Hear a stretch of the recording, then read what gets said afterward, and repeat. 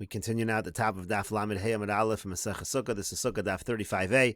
The Gemara says, Tanu Rabbanan, the rabbis taught pre-Eitz Hadar. It says in the pasuk pre-Eitz Hadar. We darshan Eitz Shatam Eitz So Pirio Shav. It has to be talking about specifically a fruit where the wood of the tree and the fruit itself have a similar taste. Haviomer is the esrog. That comes to tell us that the fruit we're talking about in the pasuk is the esrog. And the Gemara continues, V'ema Pilpulin. Maybe we should say it refers to pepper.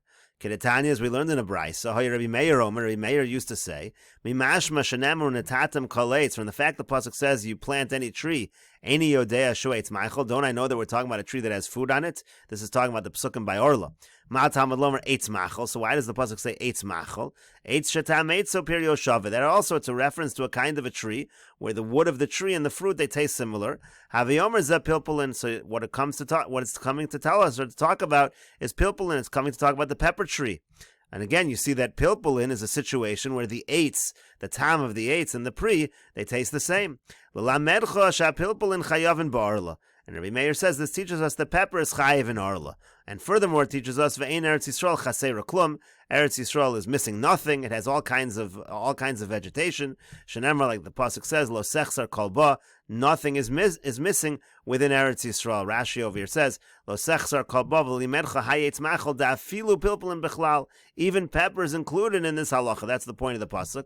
But in any case, the point is pilpulin is something where the tam of the eitz and the pri are shava. So maybe that's what we're talking about when we're talking about pre-eitz hadar. So the Gemara says, no, hasam over there, mishum de lo efshar. It's impossible that it's pilpulin. Hechi navid, because how exactly are you going to take pepper as your pre-eitz hadar? Ninkot chad, if you're only going to take one of them, like one small seed of pepper, lo minkara lekichta, it's not even going to be clear that you took it because it's so small. Ninkot treyo, it's loso, you're going to take two or you're going to take three, that's also not going to work. It says you take one pri, you don't take multiple, you don't take two or three. Hilkach lo efshar. So therefore, it's not possible that it refers to pilpulin. It must be it refers to the esrog. And the Gemara continues. Rebbe says, "Al tikrei hadar ela hadir." Don't read the word as hadar.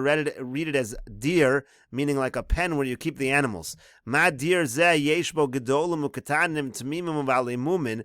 Just like a deer, an area where you corral the animals, has big animals, small animals, animals without blemishes, animals with blemishes. Hachanami, so too over here, we're talking about a fruit. Yeshbo gedolim ukatanim tamimim v'alemumin. We're talking about a fruit which you can have large fruits, small fruits, all at the same time.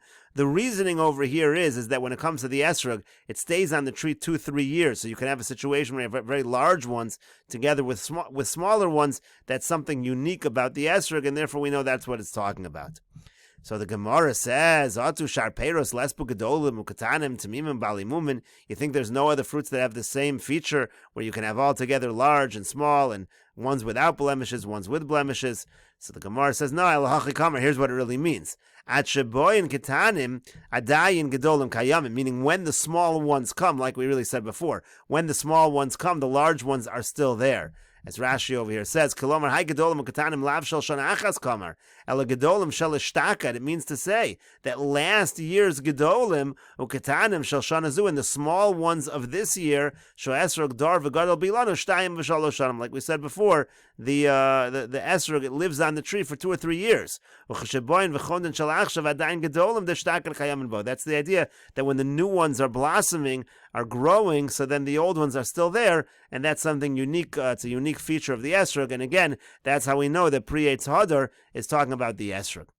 And the Gemara continues with another drasha, how we know it's the esrog. Rabbi Avo says, "Al tikrei hadar elo davar shadar bilano." Similar idea, the item that lives on the tree, mishana l'shana, from 1 year to the next. Meaning, like we said, the esrog will stay on the tree 2 or 3 years. Ben Azai says, "Al tikrei hadar elo shekain beloshen yevani korin lemayim idor." What we're talking about over here is idor. The Mesoras Hashas changes it. He says it's not idor, but it's hadur. The idea being that when we're talking about the esrog, we talk about the water. Ve'ezuhi, what are we talking about? Shagadol al kol mayim.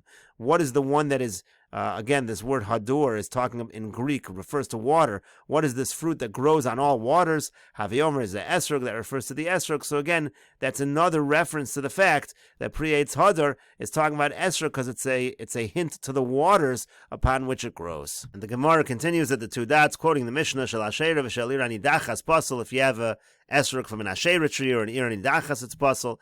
My timer, what's the reason? This is like we said earlier. Kaven de l'sreifa koi, since these are things that have to be burned. Ksuse michzas shiure. So halachically, it's considered like they have no shear. And as we said, there is a minimum size of an esrog. Therefore, you haven't accomplished the minimum size at the halachic level, so it's no good. V'shal arla pasul. Then it said that if it's from the arla, if it's from a tree within the first 3 years, so it's arla, it's also pasul to use for the mitzvah. My time, what's the reason? Pligi bar Rav Chia bar Avin Rabbi Asi. It's a machlokas between Rav Chia bar Avin and Rabbi Asi. Chad amar lefi she'ein bo heter achila. One says that when it comes to the arla, it's something you can't eat. And the halach is, an esrog has to at least be edible halachically, since you can't eat arla, so it's a problem. V'chad amar lefi she'ein bo din mammon. And one of them says that it has no din mammon, since it is asr b'hana, it has no value. And in order to be able to be yotzei the mitzvah of esrog, it has to have value. So the Gemara says, Kasalka daite. Right now we think, man de boy heter achila, lo boy din mammon. The one that says it has to be something that's edible halachically doesn't require that it has any monetary value. Man de boy din mammon, and the one who says that it has to have monetary value, lo boy heter achila, doesn't necessarily require that it has to be something that's halachically edible. So now the Gemara tries to prove one way or the other. Tanan, we learned in the Mishnah, shall truma tameya pasul. It said that if you have an esrog of truma tameya, then it's pasul. So why is that a problem? I understand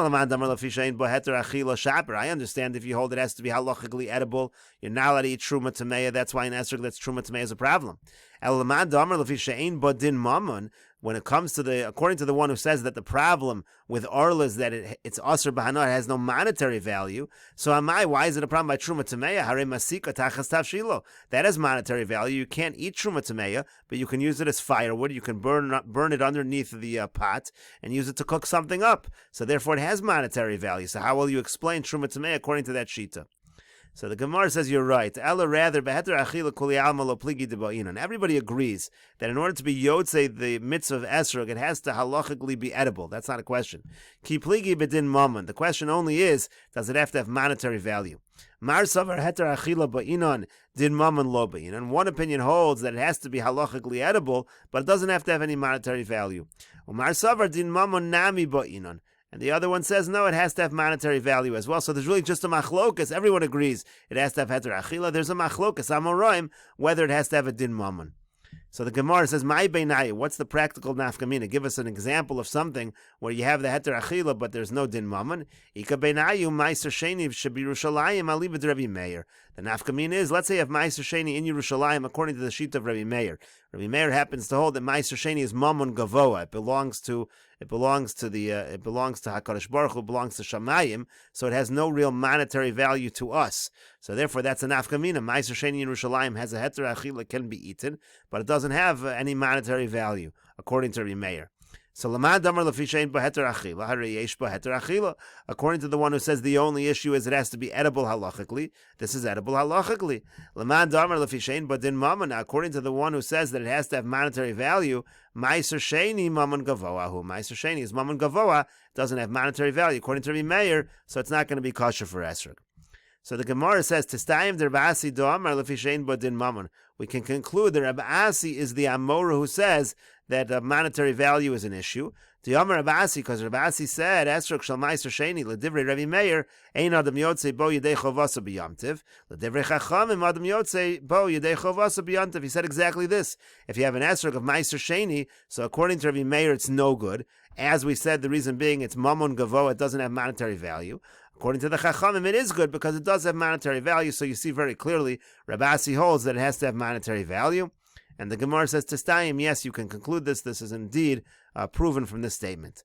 The Gemara continues, Gufa, what we just said. Amar Rabbi Asi says, Esrog shel ma'aser sheni l'divrei Reb Meir, ein adam yotzei bo yedei chovasa b'yantiv, l'divrei chacham adam yotzei bo yedei chovasa b'yantiv. If you have a situation of esrog of ma'aser sheni, it's going to be a machlokas, Rabbi Meir and the chacham. Rabbi Meir says you're not yotzei, chacham say you are. Matzah shel ma'aser sheni. Similarly, let's say you have matzah of ma'aser sheni. L'divrei Rabbi Meir, ein adam yotzei bo yedei chovasa b'pesach. According to Rabbi Meir, it's mammon gavoa. Same basic issue. You can't be yotzei the mitzvah matzah. L'divrei chachamim adam yotzei bo yedei chovasa b'pesach. According to the chachamim, it's not mammon gavoa, so you can be yotzei the mitzvah matzah on Pesach. And Isa shel ma'aser sheni. Similarly, let's say you have dough of ma'aser sheni. L'divrei Rabbi Meir peturim and achala. According to Rabbi Meir, it's mammon gavoa. It's patur from the din of chala. L'divrei chachamim chayeves b'chala. And according to the chachamim, it's not mammon gavoa. It's going to be chayev in chala. So the Gemara says, Maskef lo Rapapa. Rapapa asks, Beshlama Isa.